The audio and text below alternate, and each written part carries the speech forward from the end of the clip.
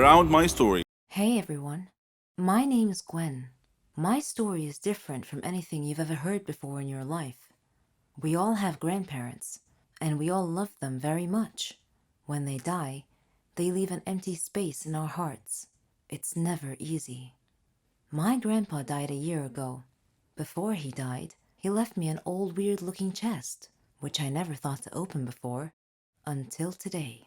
I opened the chest, but all I found in it were two pieces of paper. One of them had only two words, Grandpa's house, and the other had a map drawn on it. I thought for a while, then I decided to go to my grandpa's old house and check things out. So, I went to the house. As I took out the key to open the door opened wide. There was no one else there. I was scared, but I was curious to find out more about the map. So I went in. As soon as I got inside, the door slammed shut behind me. I was shocked and scared, but I wasn't gonna back out now. The house looked so creepy and eerie, like it was abandoned for 100 years, and it felt so cold, cold, like standing on ice. I opened the map in my hands and looked around. It showed the inside of the house. I followed the path till I reached the door. When I stood in front of it, it opened slowly on its own. Terrified, I took 2 steps back, but I glimpsed a shadow inside, so I moved forward. I stepped in, but with nothing under my feet, I fell, rolling over down the stairs. It wasn't a room, it was the basement. I tried to get up, but there was something on my legs. Of course, it was too dark to see what it was. Every time I take it off, it falls back again. I looked for my phone, but it wasn't in my pocket. Oddly enough, when I looked again, it was there. I took it out, and I turned on the flashlight, and there was my surprise. On my legs was the bony arm of a skeleton. I kicked it away and stood up quick. I lit around the room with my phone, but it was full of skeletons all over. Of course, no need to tell you I was scared the heck out of my wits. What happened next was beyond the understanding of an average person. The eyes of one of the skeletons turned bright red, and they were staring right at me. My feet started moving backwards automatically, and I found two bony hands clasping my neck. I freaked out, but then, suddenly, all the skeletons moved and stood in 2 lines, clearing a path for me. The map in my hand was glowing and indicating a place in the room. I moved towards it, slowly, as my knees buckled together. There was a huge chest. When I opened it, I found a ton-load of money. Strangely enough, all the skeletons had disappeared, and the furniture in the room was floating around the air. I got scared, and I ran for it, but I came to the stairs, and I found the door locked. It wouldn't open. The skeletons appeared around me once again, and they were pulling me off the stairs. I soared through the air and landed on the chest. Then I was out cold. When I came to, I found myself inside the chest, like it was a coffin of some sort, and I was lying inside, feeling numb all over. I could see the sky, but it was cloudy. I felt like I was being buried. Then I heard a voice.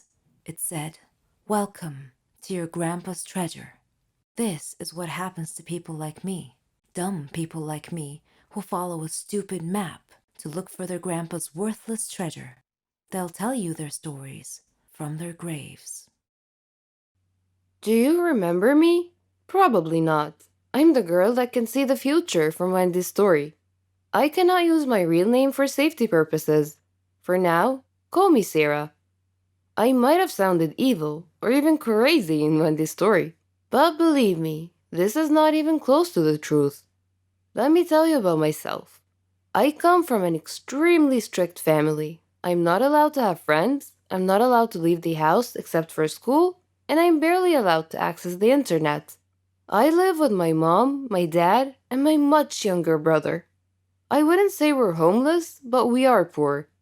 I discovered my power when I saved my mom's life one time.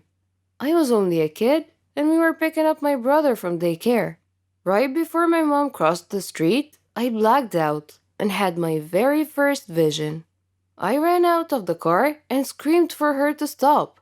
The second she froze in her place, there was a car accident. She could have died. She cried and hugged me but never cared to ask how it happened. We're not a close family, so I never told anyone. I kept having those visions ever since. Years later, I learned how to control them. The few minutes of internet I was allowed, I always tried to look for a reason why or how I got my power.